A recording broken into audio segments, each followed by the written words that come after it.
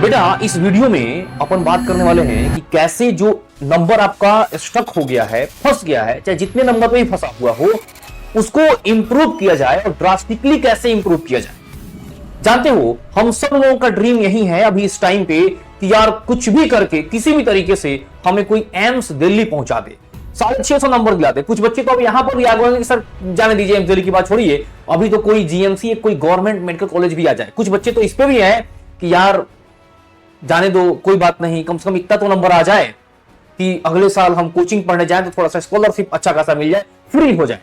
जानते हो, सारी बातों को साइड करो। ओवर थिंकिंग जो है बहुत ही बेकार चीज है, इस बात को जरा समझिएगा। जो आपके अंदर में पोटेंशियल है, जानते हो रियल पोटेंशियल का टेस्ट इन्हीं कुछ दिनों में होगा।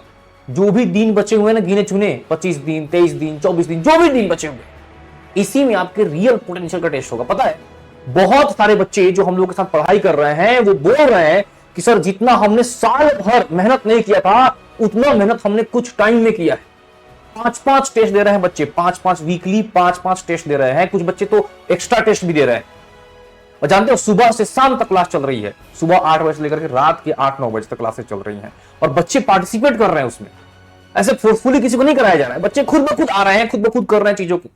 जानते हो, इसमें एक लर्निंग जो है मुझे भी समझ में आई, बच्चों को भी आई, वो लर्निंग मैं आपसे शेयर करने वाला हूं कि क्यों कुछ बच्चों के नंबर बिल्कुल फंस गए हैं और क्यों नहीं इंप्रूव हो रहे हैं, क्या दिक्कत है, कैसे इंप्रूव होगा। इन सारी चीजों का प्रैक्टिकल टिप्स आपको देने वाला हूं। मेरा नाम है अर्णव तिवारी, मैं पिछले 11 साल से बच्चों को ट्रेनिंग कर रहा हूं केमिस्ट्री में।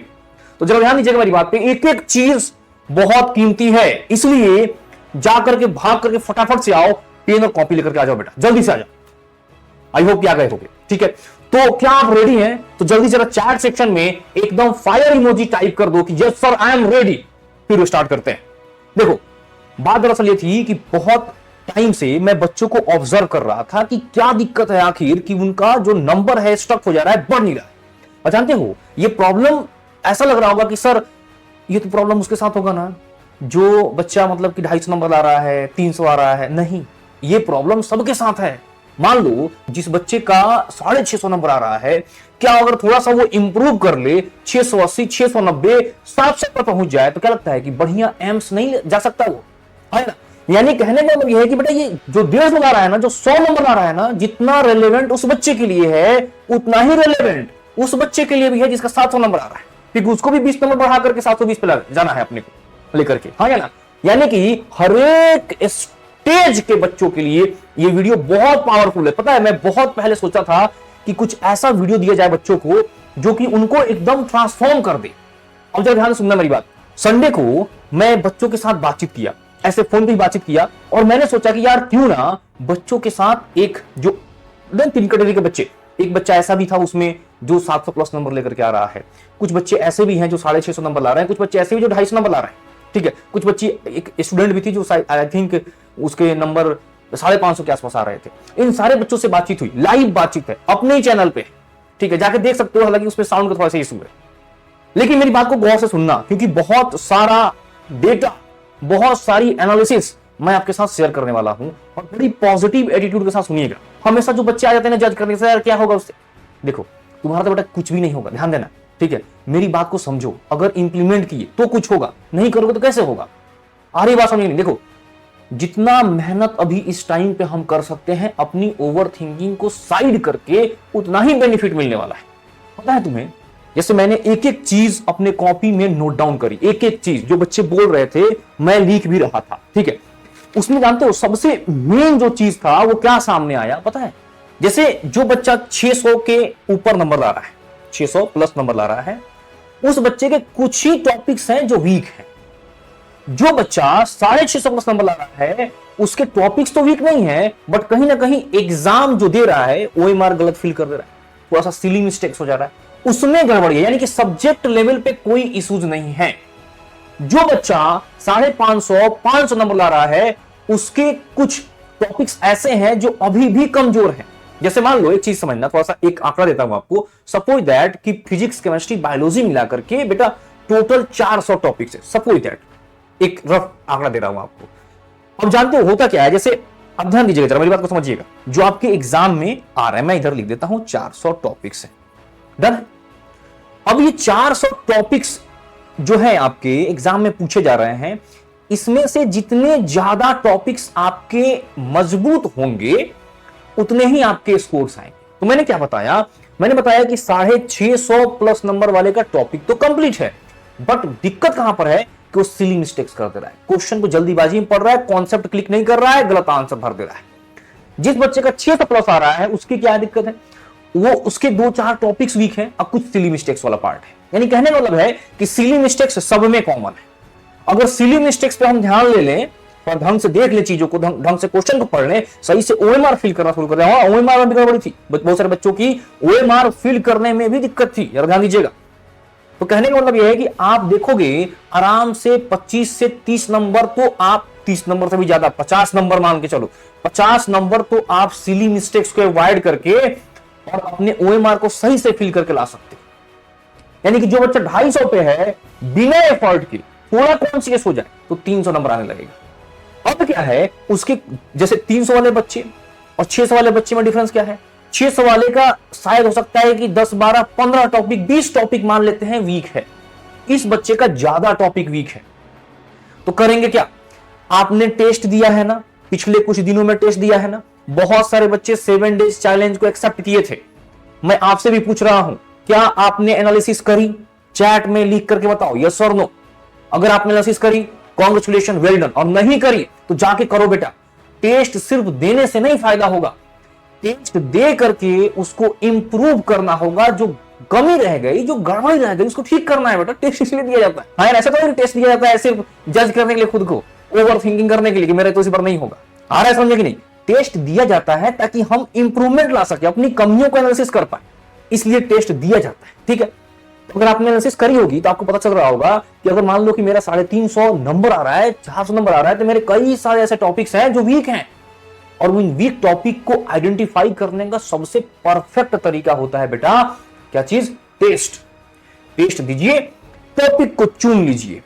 अब जरा देखो, फिजिक्स में कुछ टॉपिक मिल गया, कुछ केमिस्ट्री में मिल गया, कुछ बायो में मिल गया, इनको क्लब करो और एक एक करके सबसे इजी होगा क्या करना, आप बायो के टॉपिक्स को कवर कर डालो। सर मेरे तो सर 100 टॉपिक्स हैं वीक, कोई बात नहीं, अरे 50 तो ठीक होगा, तो 20 तो ठीक होगा भाई। अगर 20 ठीक हो गया, 20 टॉपिक ठीक हो गया, तो जानते हो क्या होगा, कम से कम आप 10 से 15 क्वेश्चन सॉल्व करना सही शुरू कर दोगे। और कुछ क्वेश्चन तो गलत भी करते होगे ना बेटा, मतलब कि गलत किए तो -1 नंबर मिला, 4 नंबर की जगह पर 5 नंबर का नुकसान होगा।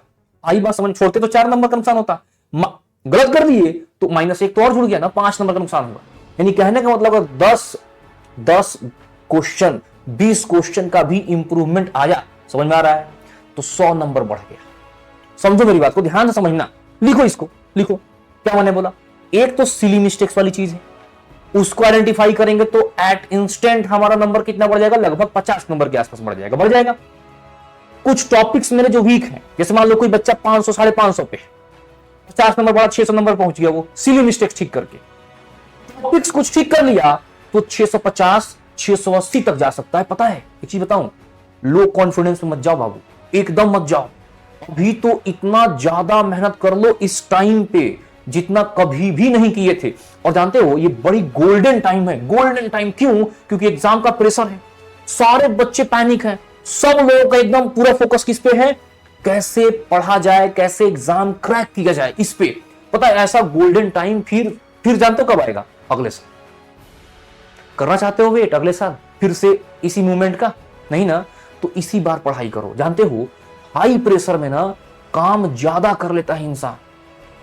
जब यही एग्जाम हो जाएगा ना, अब मान लो थोड़ी देर के लिए कि ड्रॉप ले लिए, पता है वो जो एनर्जी थी ना, वो सारी चीजें लूज हो जाएंगी, फिर से लूज हो जाएंगी, फिर से वही ढाक के 3 पात नाम सुने हो ना, वही होगा।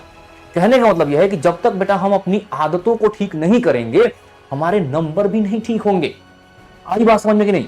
तो अपनी आदतों को ठीक करिए, नंबर ठीक होना स्टार्ट हो जाएगा। मेरी कुछ बातों को मान लो, ठीक है? तो मैं एक बार समराइज करता हूं, आपको ध्यान दीजिएगा। चाहे किसी भी स्टेज पे हो, एक मिस्टेक परमानेंट रहेगा, that is the silly mistakes. उसको जितना मिनिमाइज कर लोगे उतना नंबर इंप्रूव होता चला जाएगा। ठीक है, वो कॉन्शियसनेस से आएगा। आप ज्यादा अटेंटिव, ज्यादा अवेयर होकर के जब पेपर अटेम्प्ट करोगे तब आपका जो सिली मिस्टेक्स वाला पार्ट है वो कम हो जाएगा। ठीक है।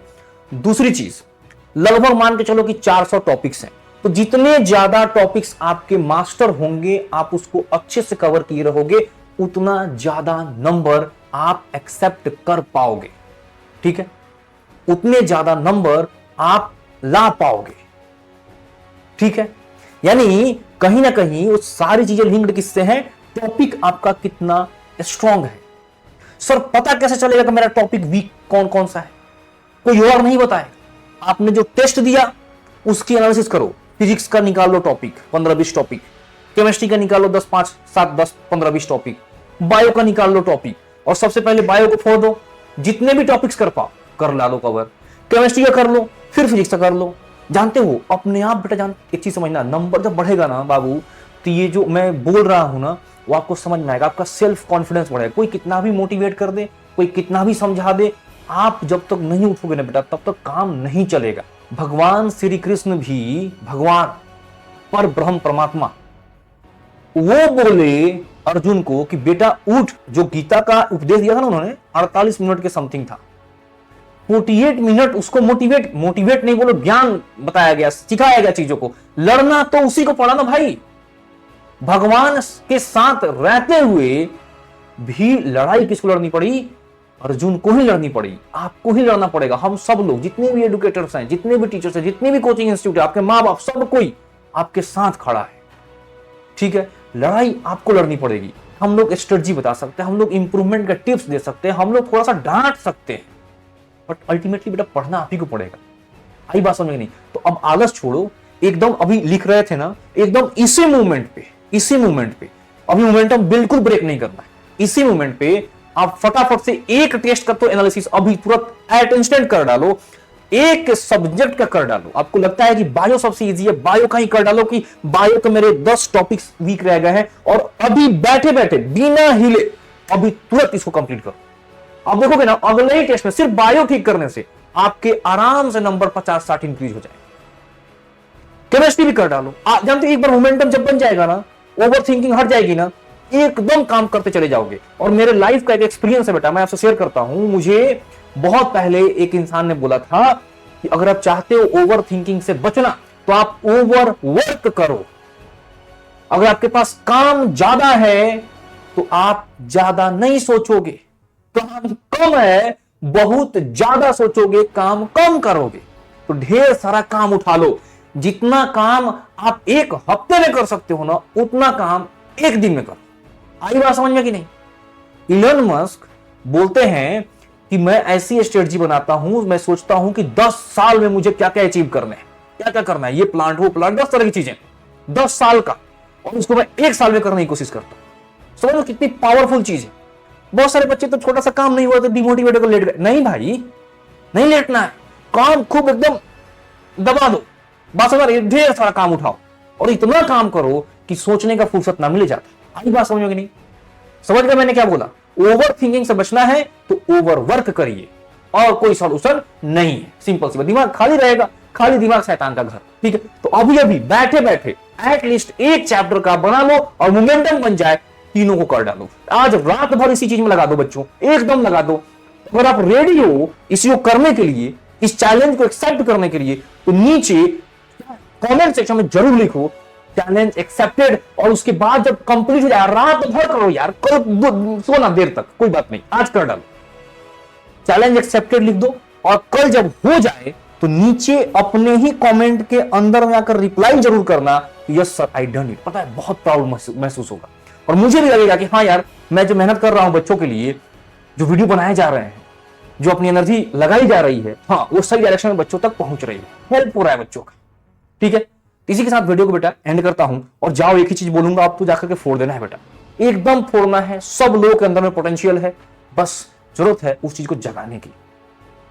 ठीक है, नमस्कार, जय हिंद, जय भारत।